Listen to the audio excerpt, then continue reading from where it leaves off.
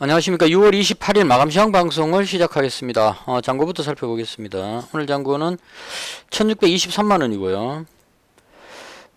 플러스 2만원으로 마감을 했습니다. 하루 만원 2만원씩 밖에 지금 못 벌고 있는데요.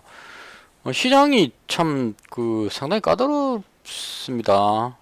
오늘 외국인이 왜 그랬을까요? 아직까지 이해가 안 되고 있습니다. 요즘 계속 지금 이해 안 된다는 방송을 계속 하고 있는데요. 오늘은 뭐가 이해가 안 됐냐면 외국인이 거래소를 거의 한 4천억 가까이 매도를 했고요. 코스닥을 1,500억 매도했습니다. 이건 뭐 봐줄만 했는데 선물을 1조 2천억을 매도를 해버렸습니다. 최고로 갔을 때가 1조 4천억까지 갔었는데 최종적으로 지금 1조 2천억을 1조 2천억 맞나요? 맞죠? 1조 2천억을 지금 매도를 해버렸습니다. 왜 매도했는지를 모른다는 게 더 문제입니다. 일단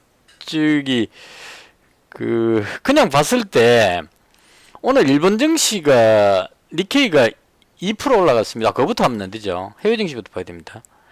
자, 간밤에 미증시가 나스닥이 1.65% 상승을 했습니다. 경제지표 호조 이거는 뭐 그냥 외형상 보이는 거고, 일단 테슬라하고 엔비디아가 상승을 했다는 거거든요. 3점 몇 프로 정도. 그리고 환율도 1298원까지 안정세를 취하고 있었습니다. 지금 이제 이렇게 1307원까지 가버렸는데요. 그래서 일단 미증시 끝나는 상황으로 봤을 때 괜찮았습니다. 보기에. 그리고 일본 증시가 2% 가까이 상승을 했고요. 상해 증시는 보합입니다.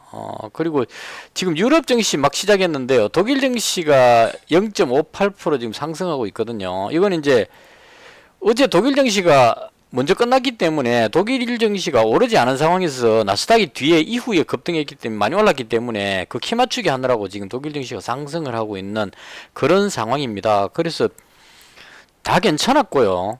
이 상황이면 국내 증시가 적어도 상승은 못하더라도 횡보 정도는 해줘야 되지 않을까 이런 생각을 하는데요. 아침에 제가 방송할 때 그러니까 미국 증시 상승했다고 해서 오늘 급등할 그런 흐름은 아니고 횡보 정도 하거나 강보합 정도에서 끝날 것 같다 이렇게 이제 말씀드렸는데 이걸 눌러가지고 하락시켜 버렸습니다. 뭐 많이 빠진 건 아닙니다. 그래서 한 0.67% 정도 하락을 했는데요. 왜 그랬을까를 이제 곰곰이 생각해 보니까 제가 지금 혹시나 이게 외국인이 대량 매도했던 이유를 아시는 분 있으면 댓글을 좀 남겨주시면 제가 참고를 하도록 하겠습니다. 일단 외형상 보기로는 환율이 지금 1307원까지 가버렸어요. 아침에 1298원이었는데 갑자기 지금 확 바뀌었죠. 그리고 환율이 이쪽으로 1300원대 뒤로 간다고 생각을 하면 외국인이 매도한다. 이건 말이 맞거든요. 그래서 외국인 매도가 앞으로의 환율을 전망해 가지고 원화 약세 이쪽으로 갈 것 같으니까 1400원대 쪽 방향으로 갈 것 같으니까 환차손이 생길 것 같으니까 미리 먼저 선제적으로 매도를 했다. 이렇게 하면 또 말이 될 수는 있을 겁니다. 그리고 또 하나가 미국에서 중국 쪽으로, 이건 뉴스를 정확히는 못 봤는데요. 방송에서 그냥 말하는 걸 지나가는 소리로 들었는데, 미국에서 중국한테 AI 관련한 칩을 수출을 금지하는 이런 쪽에 했던 뉴스를 본 것 같아요. 그럼 그렇게 하게 되면 미중 간의 갈등 이렇게 했을 경우에 우리나라도 이제 거기에 고래사 하면 새우등 터지는 위치에 있기 때문에요. 중국으로부터, 그러니까 중국에서 생산된 부품들을 또 받아와가지고 우리가 또 다음 단계를 조립하고 이렇게 하는데 중국 쪽에서 문제가 생기면 우리도, 그러니까 중국이 경제가 안 좋아지면 우리나라가 삼성전자라든가 이런 여러 종목에서 안 좋아지는 그런 상황, 그걸 예상해가지고 미중 간의 갈등 이 부분으로 해서 외국인이 우리나라 정시가 안 좋아질 걸 예상해서 그렇게 먼저 선제적 반응했을 가능성, 두 번째. 그 다음 세 번째는, 뭔가 모르게 오늘 저녁에 미증시가 하락할 가능성. 지금 미국 선물 지수가 오늘 나스닥 선물이 거의 한 0.4% 정도 계속 하락하고 있었거든요. 이게 아마 엔비디아가 3%대 상승했는데 시간에서 한 3% 정도 빠지고 있다고 얘기를 하더라고요. 그러니까 만약에 엔비디아가 하락한다면 오늘 저녁에 미증시는 다시 하락할 가능성이 높죠. 그러니까 테슬라하고 엔비디아가 상승하면서 나스닥이 1.65% 올랐는데 만약에 엔비디아가 다시 3%대 이상 더 빠져버리게 되면 간밤에 올랐던 미증시가 다시 거꾸로 마이너스 1.6%대 혹은 그 이상 빠져버릴 위험성이 있다. 이걸 미리 예상을 해가지고 선제적으로 대응해서 외국인은 우리나라 주식에 삼성전자를 비롯한 국내적 주식을 많이 가지고 있기 때문에 해지 차원에서 미리 선제적으로 매도했을 가능성, 이렇게 이제 세 가지로 꼽을 수 있을 것 같습니다. 그래서 제가 봤을 때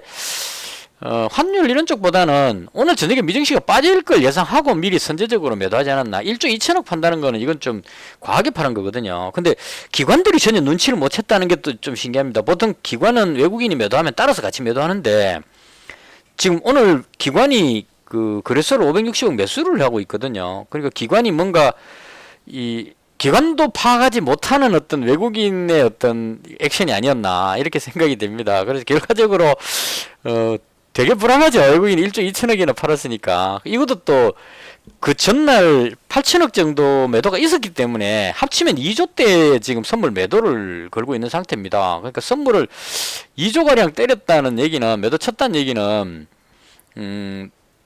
되게 뭔가 불안하다는 이런 느낌으로 비춰질 수 있을 것 같습니다. 그래서 오늘 저녁에 미증시가 그 하락할 가능성도 있을 것 같고요. 만약에 오늘 저녁에 미증시가 급락한다면 외국인의 이 선제적인 대응이 상당히 그 정확하게 잘 짚었다 이렇게 볼 수 있겠죠. 그럼 그렇게 되면 이제 후폭풍으로 내일장에도 어려운 상황이 닥칠 수 있다 이렇게 봐야 될 겁니다. 그래서 이런 상황일 때는 이제 가장 좋은 방법은 다 팔아버리고 현금 100% 갖고 있는 게 가장 좋습니다. 지금 방향 예측이 안 되니까 팔아버리는 게 가장 좋은데 저는 일단 그렇게 하지 않고요. 인버스를 매수를 해가지고 해지를 하면서 종목을 잡았습니다.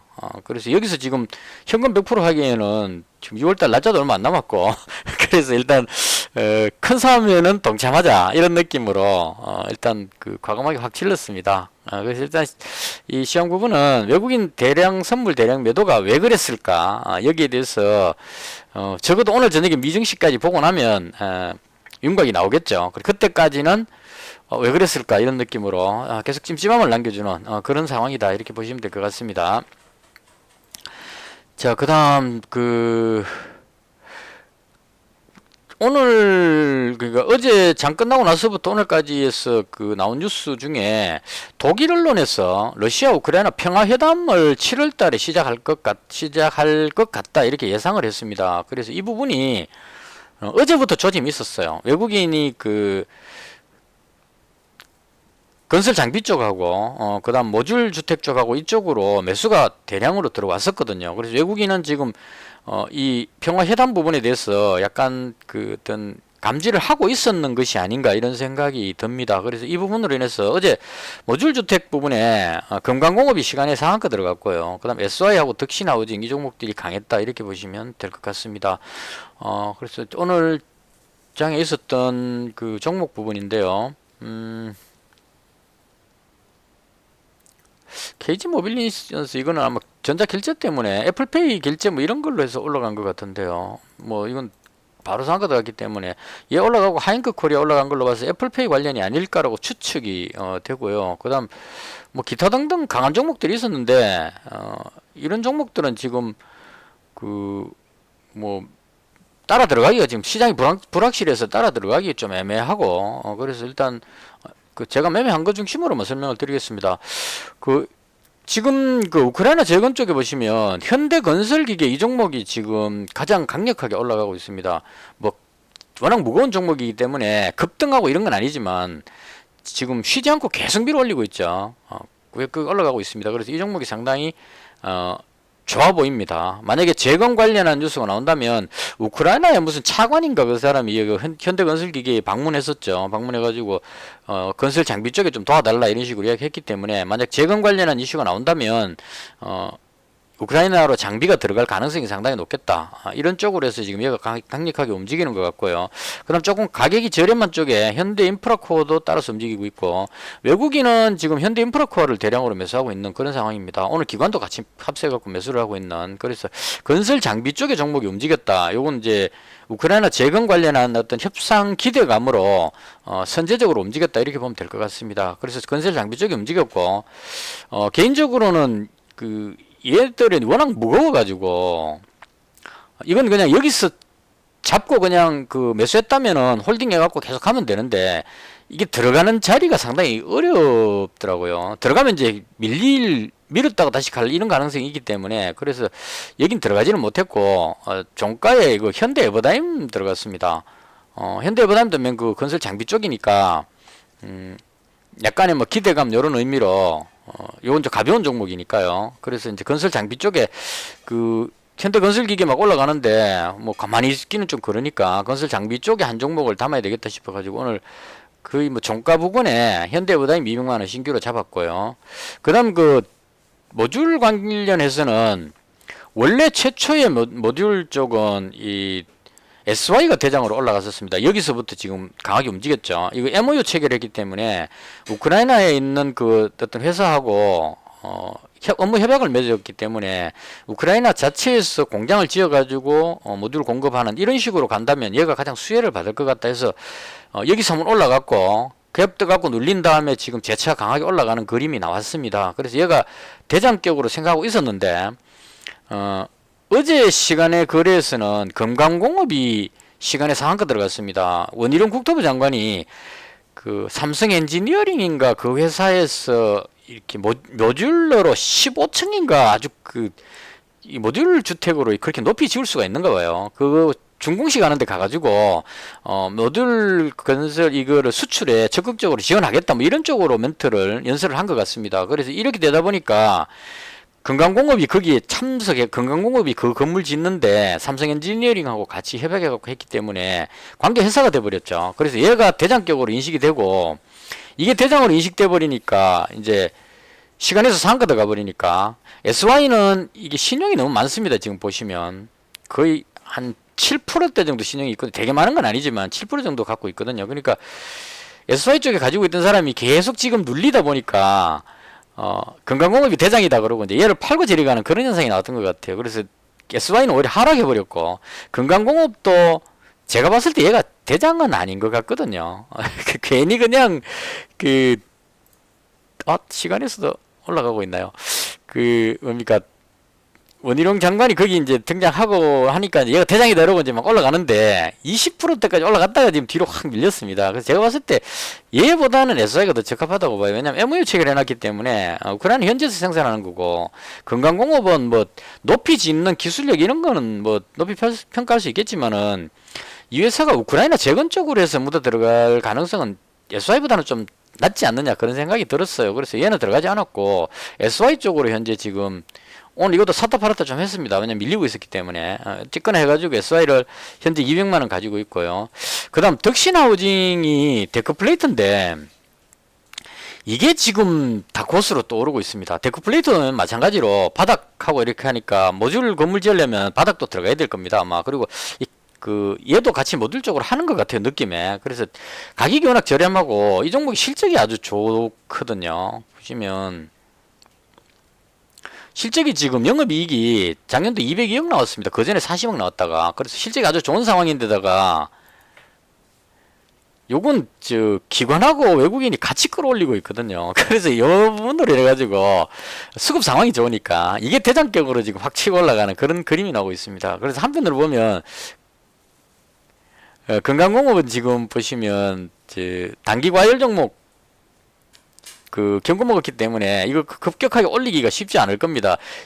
올라가면은 단일가 걸려버리면은 단타를 못 치기 때문에 그래서 얘가 이제 빠지고 나면 그 다음 대장이 누가 되겠냐 해가 봤을 때 덕신하우징이 대장이 될 가능성이 상당히 높다 개인적으로 그렇게 생각합니다. 그래서 이 종목 가볍기도 하고 지금 이제 전고점을 돌파해놨기 때문에 오늘은 물론 갭으로 떠버렸기 때문에 갭 떴다가 건강공업 뒤로 밀리면서 이등주라는 느낌으로 밀렸는데 이제 건강공업이 쉬고 얘가 대장격으로 올라가게 되면 강하게 치고 올라갈 가능성이 있지 않을까. 그래서 모듈 주택 쪽에서는 덕신하우징이 대장격으로 갈 수 있지 않을까 개인적으로 그렇게 생각하고요. 현재 100만원 가지고 있습니다. 이거 어제 시간에서 어제 방송할 때 제가 시간에서 좀 팔겠다 그랬는데 덕신하우징 시간에서 팔았다가 오늘 다시 잡았습니다. 사고 팔고 막 이렇게 해가지고 결과적으로 현재 100만원 가지고 있는 그 상황이고요. 그 다음에 지금 뭐죠? SI하고 덕신하우징 했고 현대부다임 설명했고요. 그 다음 이제 후쿠시마 원전 관련해서 보라티알이 뒤로 밀렸습니다. 이건 여기 올라가면 안 되거든요. 아직까지 아마 29일까지로 알고 있습니다. 내일까지 싶은데요. 이게 19일이니까 하나, 둘, 셋, 넷, 다섯, 여섯, 일곱, 여덟, 아홉, 열. 내일까지 올라가면 안 될 겁니다. 그래서 얘는 어제 잘못 올라가 놓으니까 오늘 뒤로 밀어가지고 한 9%대 정도. 이거 단일가에도 밀릴 겁니다. 아마 못 올라가고 있죠. 그래서 내일까지는 밑에 쉬고 있어야 되는 그런 상황이다. 이렇게 보여주고요. 그다음 제가 지금 주력에서 보고 있는 인상가라는 종목. 이걸 제가 좋게 보는 이유는 전환사채 물량이 상당히 많이 나왔습니다. 여기서 대주주 매도가 나왔고요. 대주주 매도는 여기에서 나왔기 때문에 이게 여기까지 빠졌기 때문에 영향을 안 줄 것 같고, 그 다음 전환사채 물량이 지금 엄청나게 많이 나왔습니다. 나왔고 60몇만 주가 최근에 나왔는데 그게 어제 거의 소화가 된 것 같고요. 그래서 전환사채 물량이 거의 다 이제 소화됐다 이래갖고 이제는 다지고 돌리는 그런 그림이고요. 아직까지 한 40몇만 주 남았습니다. 남았는데 그 정도는 나와도 사람들이 이거 이 정도야 이렇게 생각하고 무시하고 가지 않을까 이런 생각이 들어요. 그래서 전환사채 물량을 다 흡수를 하고 돌렸기 때문에 후쿠시마 원전 만약에 방류 뉴스가 나온다면 얘가 대장으로 올라갈 가능성이 높지 않을까 이렇게 생각을 하고요. 마이너스가 있다가 오늘 플러스로 돌렸습니다. 요거 100만원 더 잡아갖고 현재 300만원 가지고 있는 상황이고요.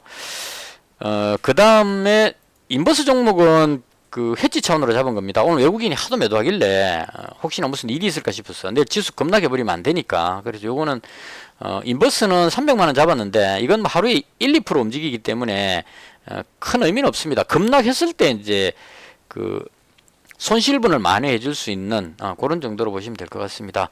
자, 그 다음 마지막으로 다산 네트워크인데요.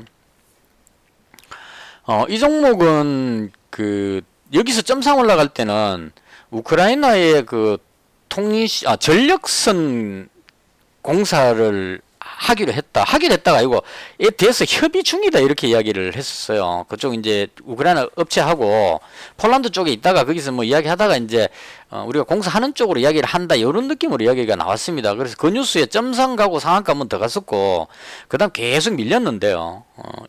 여기서 어제 나온 뉴스가 뭐냐면 바이든 대통령이 5G를 미국 전역에 설치하겠다 이렇게 이야기하면서 통신 장비 쪽으로 해서 이제 매수세가 들어왔습니다. 그래서 어제 올라간 게 와이어블이 상한가 들어갔었고요. 그 다음 기가레인이 20몇 프로 올라갔는데 제가 어제 방송할 때도 말씀드렸지만 얘가 급등한 거는 이 회사가 미국에 5G 설치한다고 미국에 뭐 수출하고 이럴 가능성은 좀 없지 싶어요. 그냥 그 바이든 대통령이 5G를 52조인가 들여갖고 한다 그러니까 52조짜리 공사니까 5G 관련주 중에 뭔가 올라가야 되겠는데 마땅히 없으니까요. 5G 쪽에 종목 올라갈 만한 게 잘 없습니다. 그래서 이제 그나마 좀 저렴한 거 올라가자 이런 느낌으로 와이어블이 상한가로 그냥 탁 들어갔고 뭔가 하나는 이제 성의를 보여야 되니까요. 그래서 상한가 들어갔고 그다음 기가레인이 이제 또 20몇 프로 이렇게 이제 갔는데 또 올라가려고 보니까 얘가 진짜 미국에 관계가 있을까 하다 보니까 이제 의문이 좀 생길 겁니다. 그래서 얘들은 아닌 것 같고 제가 봤을 때는 다산 네트워크가 가장 유력하지 않을까 그렇게 생각을 합니다. 단점은 뭐냐면 우크라이나 재건 관련해서 상한가를 2번이나 쳐버렸기 때문에 여기 있었다면 그 재료로 충분히 급등할 수 있는데 상한가 2방짜리 나오는데 이미 상한가를 2방 쳐버렸기 때문에 이 부분에 이제 가격이 많이 높아져 버렸기 때문에요. 그래서 이제 매물이 좀 나오는 것 같습니다. 그래서 이건 현재 지금 여기 있는 사람들 중에 우크라이나 재건으로 생각하고 들어온 사람이 상당수가 있다는 얘기죠. 그럼 그 사람들 입장에서 봤을 때는 재건주가 뒤로 밀리면 따라서 내려간다는 얘기입니다. 특히나 이 삼부토건 같은 거 이런 거 쭉 밀리면 재건 관련주에 문제가 생겼는 것 같다. SY도 같이 밀리고 있고 그럼 이제 재건 관련주에 문제가 있다 이렇게 생각하기 때문에 다산 네트워크스도 같은 개념으로 올라갔기 때문에 막 던질 거란 얘기죠. 그래서 그 매물을 다 못 받아주면 밀린다 이런 의미로 약간 밀렸다고 생각하고 저는 개인적으로 이건 재건 쪽보다는 미국 전역에 5G를 설치한다 그러면 52조짜리 공사하니까 엄청나게 많은 장비들이 들어갈 겁니다. 근데 이 회사가 찾아보니까 DGS라고 이게 미국 통신회사인데 나스닥에 상장된 회사가 있더라고요. 이게 지금 다산 네트워크스의 자회사로 나옵니다. 그래서 만약에 미국에 있는 통신회사니까 이 회사가 어떤 공사 수주를 하거나 뭐 이렇게 하게 되면 다산 네트워크스가 모회사니까 여기서 장비를 공급하고 뭐 이렇게 될 가능성이 있지 않을까. 그래서 적어도 미국의 5G 공사하는데 약간은 한 달이 걸쳐야 뭐 좀 그 명분이 서지 않겠냐 이 생각이 들어가지고 얘가 가장 괜찮아 보인다 이런 의미로 다산 네트워크를 지금 300만 원 현재 가지고 있는 그런 상태입니다. 쉽게는 못 올라갑니다 이거. 그리고 제가 보는 거는 이 회사요. 이 회사가 지금 어제 1점 몇 프로 올라갔는데 이 회사가 만약 급등하는 그림이 나온다면 그때 진짜 이제 저 시세가 한번 강하게 분출될 수 있지 않을까. 그래서 이제 근데 지금 그 흐름이 보면 갭으로 떨어지고 나서 형보하고 있어가지고요 쉽게 이거를 밀어 올리지는 못할 겁니다. 뭐 또 수주를 했다 이런 뉴스 나왔고 급등하는 그 시점이 다산 네트워크가 날아가는 그런 시점이 되지 않을까. 그래서 이제 기대감을 가지고 있다 이렇게 보시면 될 것 같습니다. 그래서 대충 이 정도로 해서 제가 가진 종목이고요. 비중이 지금 1,400만 원 정도 가지고 있습니다. 현금 200만 원 정도 남겨놓고 다 지금 풀로 배팅을 쳐놓은 상태고 아직까지 외국인이 왜 선물 매도를 했는지는 잘 모르겠습니다. 특별하게 독일 증시나 유럽 증시 무난하고요. 특별하게 빠질 게 없는데 와, 외국인이 지금 선물을 추가로 더 매도를 했나요? 1조 3천억을 지금 매도를 때려버리는데요.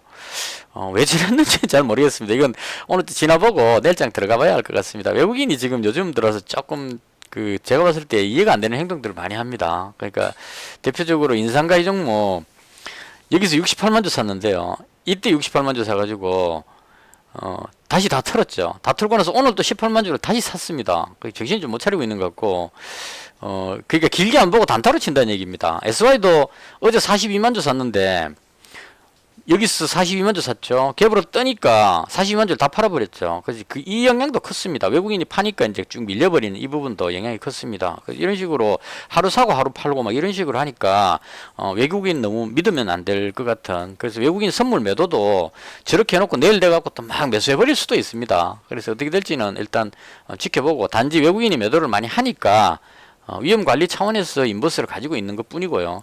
외국인이 다시 매도를 줄이면 같이 또 팔아버리면 되니까 그런 관점으로 지금 이제 가지고 있다 이렇게 설명을 드리겠습니다. 대충 요 정도로 제가 봤던 시장에 대한 설명이고요. 혹시 뭐 의견 있으시면 댓글 남겨주시면 제가 참고를 하겠습니다. 영상은 여기서 마치겠습니다. 시청해 주셔서 대단히 감사합니다.